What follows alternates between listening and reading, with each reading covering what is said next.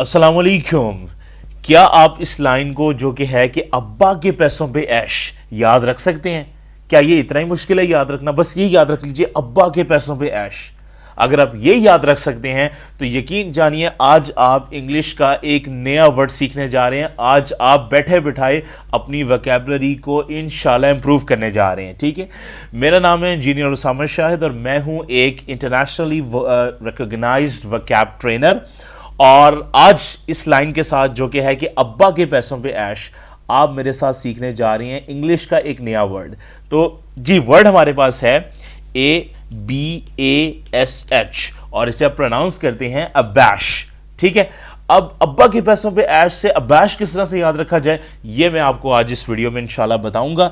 ठीक है, तो हम करते हैं आज इस वर्ड के ऊपर थोड़ा सा अपना एनालिसिस कि ये वर्ड है क्या, इसके मीनिंग्स क्या हैं, कहाँ पे इसे यूज़ किस तरह से करते हैं, ये आया हमारे पास कहाँ से और इसे याद किस तरह से रखना है। ठीक है, सो वर्ड था हमारे पास अबैश। इसे प्रोनाउंस करते हैं, शुरू में UH का साउंड आता है, आगे बैश आता है, अबैश। अबैश के जो है ना आपके पास प्रोनाउंसिएशन आ जाती है।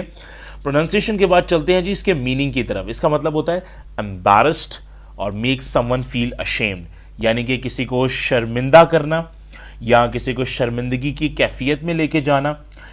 चाहे आप कुछ भी कहें, लेकिन ये किसी को जब वो शर्मिंदगी की एक प्रॉपर स्ट्रक्चर के अंदर जब वो इंसर्ट करना या किसी को शर्म से पानी पानी करना, ये सारे के सारे यानी कि सारी की सारी डोमेन्स शर्म की जो है वो इसके साथ लिंक्ड होती हैं कि कोई बंदा अपनी किसी चीज़ पे शर्मिंदा हो या उसे शर्मिंदा किया जा रहा हो। So that is called as abash. ठीक है, सो बेसिकली किसी को शर्मिंदा करना है, आप कहेंगे कि उसे अबैश करना है। ठीक है, सो हम सबसे पहले देखते हैं कि इसे सेंटेंस में मैं किस तरह से यूज़ कर सकता हूँ। तो लीजिए, मैंने आपके लिए एक बड़ा इसका एक ईजी सा सेंटेंस बनाया है। John looked slightly abashed in the class today, यानी कि इसका मतलब है कि भाई जॉन आज क्लास में थोड़ा सा स्लाइटली मतलब हल्का सा शर्मिंदा लग रहा था, यानी कि वो शर्म की कैफियत में था। अब हो सकता है भाई उसके नंबर कम आए हों या जो है वो पढ़ाई लिखाई में वो ठीक ना हो, लेकिन जो भी है वो इस सेंटेंस के मुताबिक वो लुकिंग स्लाइटली अबैश्ड, हल्का सा शर्मिंदा। यहाँ तो भाई मास्टर जी की डांट पड़ी है इतनी तगड़ी कि वो बंदा बस अबैश हो गया है कि शर्म से पानी पानी हो गई। यहाँ पर उससे खुद ही जब वो थोड़ी सी अक्ल आ गई और and he is getting a bash. ठीक है, सो ये इस तरीके के साथ आप इसे सेंटेंस में यूज़ कर सकते हैं। चले जी, अब्बा के पैसों पे ऐश से जाने से पहले हम ये ज़रा देखते हैं कि भाई ये वर्ड हमारे पास आखिर आया कहाँ से।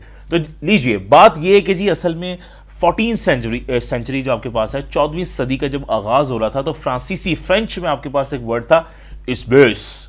अब उनके वर्ड्स, उनकी प्रोनाउंसिएशन कुछ इस तरह की होती है, तो लिहाजा मैं भी आपको करके दिखा रहा हूँ।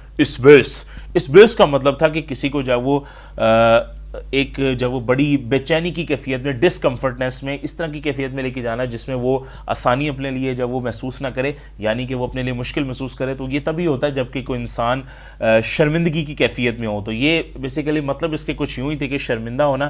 तो ये जो आखिर में आपके पास आ रहा है ना, इसके अंदर ये जो ISS आ रहा होता है, ये इंग्लिश का एक अक्सर जब बड़ी एक अच्छी एक ट्रेंड रहा है कि ISS आगे SH में चेंज हो जाता था। तो इस बेस से ये आपके पास अबैश के अंदर ये वर्ड जब वो तब्दील हो गया। ठीक है, तो इस तरह से ये वर्ड आपके पास इंग्लिश लैंग्वेज के अंदर आ गया।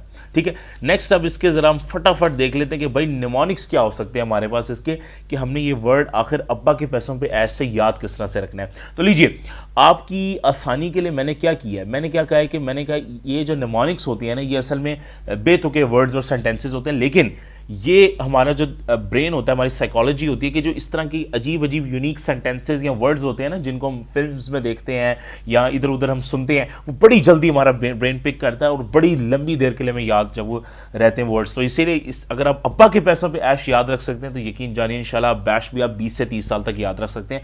आप बैश भूल जाएंगे लेकिन अब्बा के पैसों पे ऐश मुश्किल से भूलेंगे। ठीक है, तो मैंने कुछ भी नहीं किया, मैंने भाई अपनी आसानी के लिए ABA कर दिया और उस तरफ मैंने इसको SH ले गया, यानी तोड़ दिया, और उसको खुद ही मैंने इधर AB एक डाल दिया, तो मेरे पास बन गया अब्बा ऐश। अब अब्बा ऐश जो है ना, वो इस तरीके के साथ मैंने एक अपने लिए बनाई टर्मिनोलॉजी कि होता क्या हमारे यहाँ सब कॉन्टिनेंट के अंदर अगर कोई शख्स जो है ना वो उसके जब वो वालिद साहब के पास अच्छी दौलत वगैरह हो और वो बंदा बड़ी लग्जरी गाड़ियों में घूमता हुआ नजर आ रहा है, अच्छे अच्छे खाने खा रहा है, बंदे का एक वखरा स्वैग है, बड़ा मतलब स्टाइल से इधर उधर घूमता फिरता नजर आ रहा है, ये शानदार रोलेक्स की घड़ी है, तो लोग जो है ना उसे चैन से जीने नहीं देंगे। लोग कहेंगे वो देखो भाई, ये देखो ये बंदा अपने बाप के पैसों पर ऐश कर रहा है, अब्बा के पैसों पर ऐश करते हो।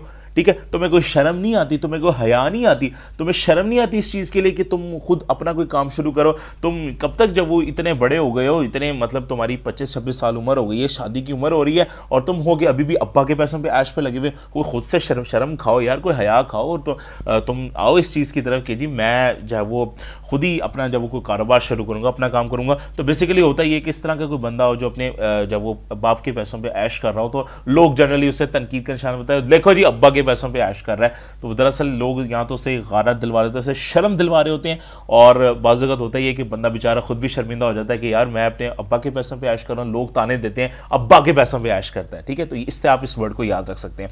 दूसरा तरीका ये होता है कि मैंने क्या किया, मैंने इसमें से ए को हटा दिया। अब अंग्रेजी जुबान का एक वकैब हमारी इतनी अच्छी होनी चाहिए कि हमें पता हो कि बैश, देखें अगर आपको पहला तरीका नहीं याद रहता तो आप इस तरीके के साथ याद रख सकते हैं कि बैश इंग्लिश जुबान का एक वर्ड है। इसका मतलब होता है किसी को डांट डपट पिलाना, गुस्से में आके किसी को ज़रा खरी खरी बेहतरीन तरीके से चंद बातें सुना देना, कुछ जुमले उसकी शान में जाना, वो बड़े उसको यानी किसी कहते हैं ना तब कर किसी को जब वो डांट देना, तो ये तरीका होता है कि किसी की लैप ला करके रख दी, बैश कर दिया उसने उसको।